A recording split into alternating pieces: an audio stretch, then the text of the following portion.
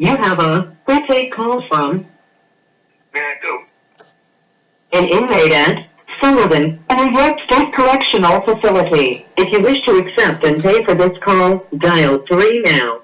To hear the cost of this call, press 9 now. MANDU. What's up? What's up, please? Peace, brother, peace. We got you on an interview today for the reallyrealworldwide.com. We're doing an interview today for you. What's happening, bro? Ain't nothing telling you. Ain't nothing to know what's happening. What's poppin'? You, man, you, brother, you. I want to ask you a couple questions, and, since we stay connected, our brotherhood is strong and all that, I just want to do an interview and put our phone call out there one time for the people to hear. Listen, you already know, you already know you my brother, man. You know what I'm saying? We go back like car seats and shit. What that boy ODB say? We go back like babies and pacifiers. No doubt, brother. You know you my motherfucking little brother, man. Whatever. What you want to do, I'm doing it with you. Fuck it. No doubt, brother. Together we stand, divided we fall, brother. So we're all here for one another. You know that. But they say you got to stand for something when you fall for anything, man.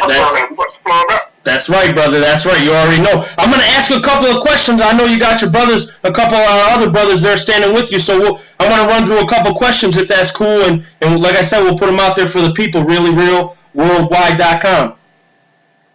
Well, listen, whatever you want to do, man. Like I said, man, ride the guy, man. Run with the whole team. Everybody ready? You know what I'm saying? We up and ready. No doubt. All right, why don't you start by telling the people, what's your name, where you from? I know you. Let the people know who you are, Well, my name is MANDU. Most of my homies know me as MANDU Warrior. Brownsville, Brooklyn, you see off day. I'm doing 25 to life in this motherfucker with 30 joints almost in. I go see the bar in like 2018 and shit. Hopefully they recognize the brother Warrior free, so I can go out and fix what I broke out there in the fucking streets and shit. You know what I'm saying? I'm gonna shout out to all my true down moves and Stone T's. Y'all know who I be.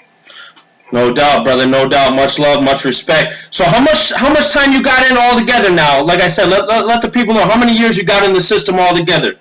Shit, maybe I got 28, man. Give me 30 in a minute. No doubt. It's a long time. The board, I have 30 in. I got 2 left to go see the board. I got 28 in now. So when I go see the board, I have 30 joints all together.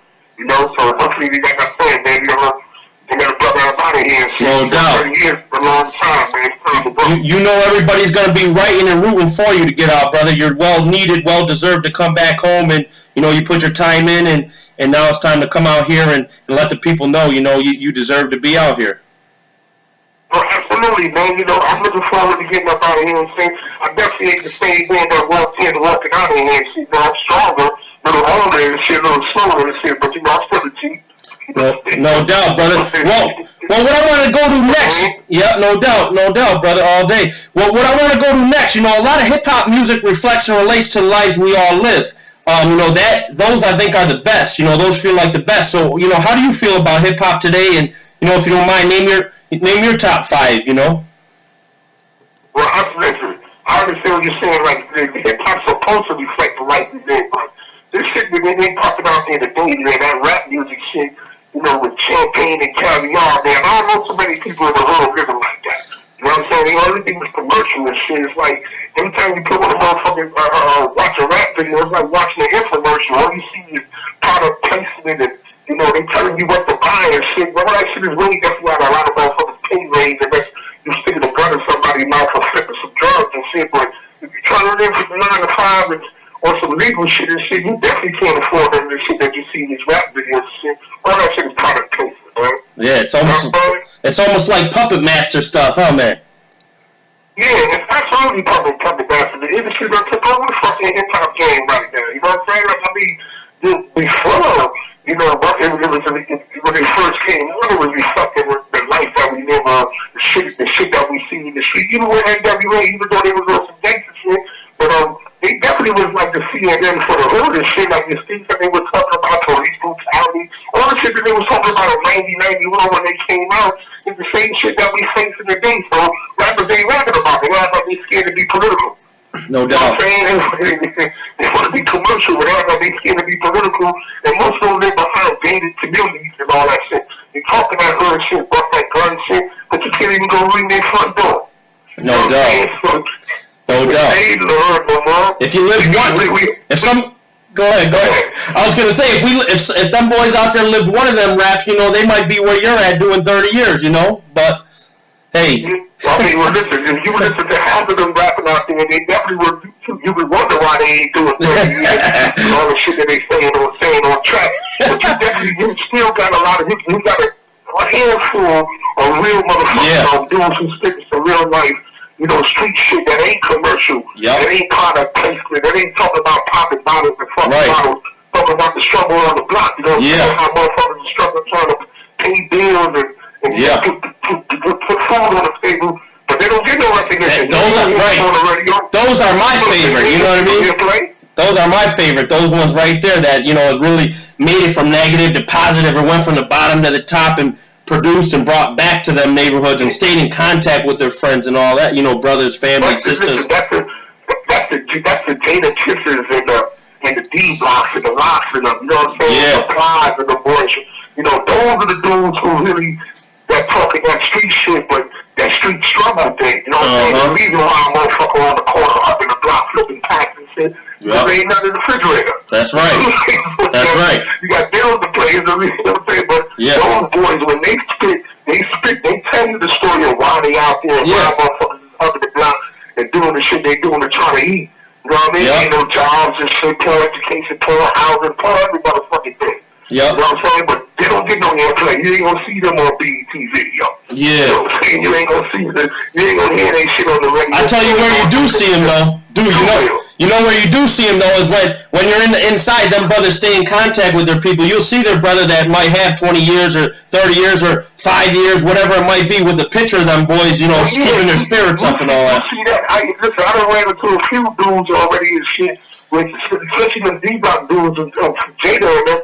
I done ran into a few dudes and shit that got pictures on the business with these cats. You know what I'm saying? But you know, the society don't know about that. You know what I mean? They ain't gonna see that in the hip hop weekly or nothing like that and shit. You know what I mean? But you got a handful of dudes in here that been the real street rappers, the real dudes who spitting that real shit and shit. Yeah, they reach out to their people in here. Exactly. They stay in contact. It's mandatory. You know what I'm saying? It's mandatory. Just like we would want to talk, they still talk. They ain't get rich and switch or none of that. You know what I'm saying? That's what I like about it. That's the truth. You know what I'm saying? But however, you know, motherfucker act like because the motherfucker in prison doing a bunch of years and shit, doing decades in here. If they ain't doing no dirt on no coffin, he ain't dead. So we got to stay in touch with him. No doubt. No doubt. That's mandatory. Who's your top five, dude? Who's your top five, man, dude? Top five? I say it this way, right? A lot of my top five and shit ain't gonna. There's a few that's relevant today, but my top five and shit, you know, being that I'm old school, will be Rakim, Rock, Big, Nas, Jay. You know, out of the dudes and shit like this, because they influence a lot, but lyrically, the dudes influence a whole lot of shit. Like I say, hip hop today is a fucking joke. Shit is bad commercial. Shit like listening to an infomercial is all about product placement. Motherfuckers like they flipping through a Forbes magazine or GQ now. Talking about Mad Day shit or these shit wild corners, huh? Sounding like Dr. Seuss and stuttering and stuff. Yeah, that's what I'm saying. It's like they looking through a magazine and just sort of start naming the hottest shit they saw or the popular shit they see in the magazine. Like I said, the illest lyricists is Rakim, Biggie, Eminem, Nas, Jay, 50. The chicks I like, Boogie, Lauryn Hill, even though she ain't doing that no more. But like she spoke relevant Latifah, Mike, Kim, Fox Boogie. What about my girl Remy Ma, Brad? Those like they spit that shit. You know what I mean? They talk that real live street talk from a female perspective. Hip hop was about battling on beats and lyrics. You know what I'm saying? 50 came to the game on some hip hop shit. He battle rapping, taking heads, spitting that disrespectful shit. Fuck your mama, fuck your bitch. Yeah, who was that? Who did you say? Who'd you say? I said they 50. Yeah, 50. Yeah. He came in the game shooting. I like him too. No doubt. Yeah, I like him too because I like the way he listen. Dudes be saying that he be starting around a beat, but that's hip hop. Hip hop is about, like I said, man, see who's real, see who's fake. Right, who's gonna make it, who's gonna eat. Rich nigga shit. Right. Niggas get put in the trunks where I'm from. Yeah. You know what I'm saying? We don't respect that rich nigga rap shit. We hunt birds talking that I'm rich shit straight up. Yeah, no doubt. Talking about how much you got. You go straight up in the trunk where I'm from. Yeah, no doubt. 2 chains and all that. You can get your ass in the trunk. Get in the trunk. Right. No doubt, bro. You already know. Like I said, but Rakim, Latifah, they made cats and chicks come correct lyrically. Made them spit some shit that made you think and question yourself. Swag in environment. Yeah. Most of them have knowledge of self, and the lyrics reflected that they were raised that sharp. And if you weren't that sharp with them mentally or lyrically, the only thing you could do was be memorized and in all how deep and ill they were lyrically. And KRS-One, you can't forget him. He changed the game too. Right. The scientists he spit on wax, all of the illustrations of the game today are all influenced by these people. Yeah, no doubt. They can't deny that. No doubt. Whether it be directly or indirectly, they pioneered conscious lyrics and ill metaphors to touch in the face line. Yeah. You know what I'm saying? So that's why I say those are my top 5. They may not be relevant today, but you still see elements and traces of them today. And every rapper that has the lyrics today come from these dudes. They all influenced by them. Like I said, whether directly or indirectly. No doubt. They made you spit. No doubt. That was real hip hop. Hey. That's just commercial shit. Yeah, no doubt. Listen, what I was going to say, too, is, like, some of these rap beefs, some of them you can really see it going on, like, with different names or different people right in front of us, like, whether it be in your cell block or in my neighborhood, wherever it might be. Like, some of these rap beefs, like how, let's just say, like, 50 calling out Ja or whatever and saying, oh, you're from over here, how are you a murderer? Not to talk about that, but just to say in general, some of these rap beefs you can almost kind of, like, really connect with and say, like, oh, he's real, she's fake, he's phony, she's fake. You know what I'm saying? How do you feel about a lot of the past rap rivalries, both on the mic and off and in the street? Like, how do you feel about it, bro? Oh, man, yeah, I just see that. That's a great question right there. I like that right there. Definitely, Yeah. The past rivalries and shit I really like the most. Like, I don't know if a lot of people that's listening to us right now are old enough to remember the key, but maybe they could Google it. The KRS-One and MC Showman battle was still. You know what I'm saying? It's a classic joint came out of that scene. Style Problems, Pull That Noise, The Bridge Is Over. Yeah. Classic hip hop songs. You know what I'm saying? And those just still slam apart today, but that was the ill battle between KRS and Sharon.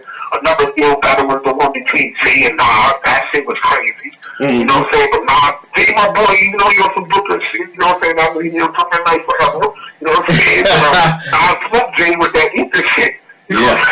Nas was coming hard, man. He was coming hard, that's for sure. Yeah, Nas came hard. Jay held it down. But Nas hit him with that ether shit. Yeah. He smoked it, but like I said, 50 and the gyro shit was bananas. Yeah. That's what I was gonna say. I think that's where I was gonna comment on to what you're saying, like to piggyback off that, like with Jay and Nas, that was such a big time. Like you really seen people that was really riding for Nas in the camps. You're from Brooklyn, Jay's from Brooklyn. You already know. You seen camps like really rallying up, like I'm with this side, I'm with that side. And what's crazy is like both them dudes persevered through it. They've been through it all. They both, in my eyes, are great lyricists. They spit the truth.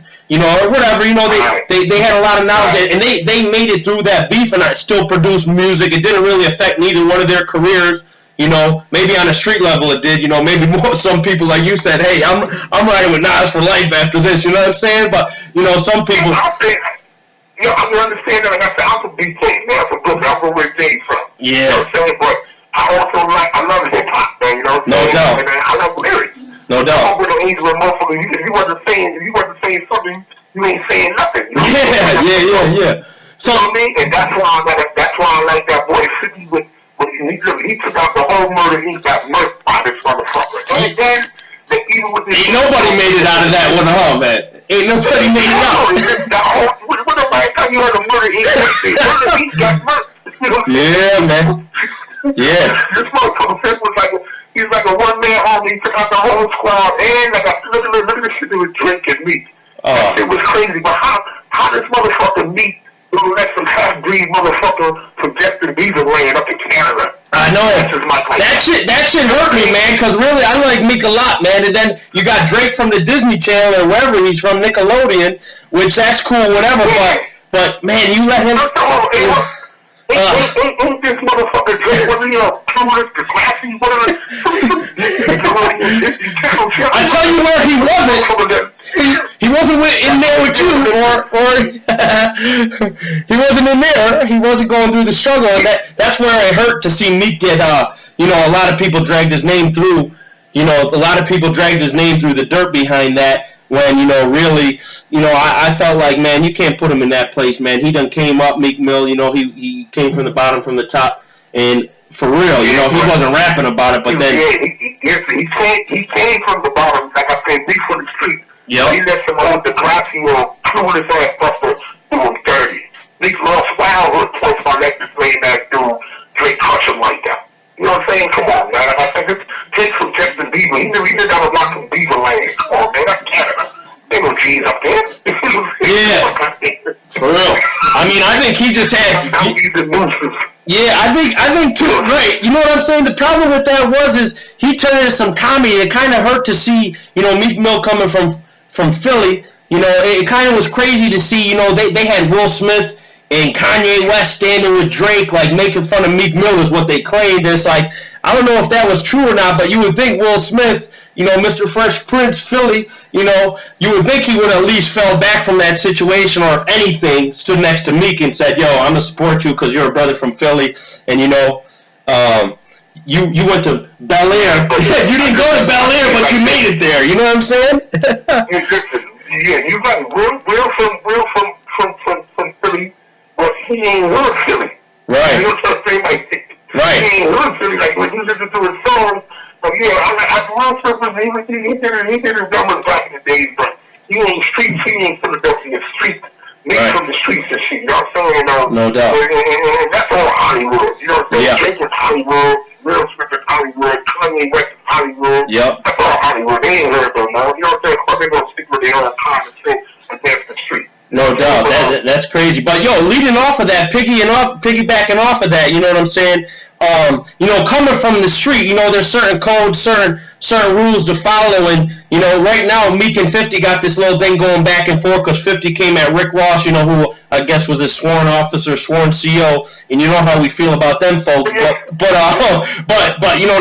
now Meek Mill, there's a whole bunch of stuff surfacing on the internet where he was shouting 50 out, he was part of a little camp or whatever in the circle with him or whatever, and, he was bigging him up years ago, and now since 50 came at Ross, now Meek Mill's like, oh, 50, you're a rat. Being that you're from the streets, that's like the number one rule. Like, you don't ever want someone to call you a rat, or, you know what I mean? Like, how you feel about that, bro? Like, this Meek Mill and 50 thing going on now.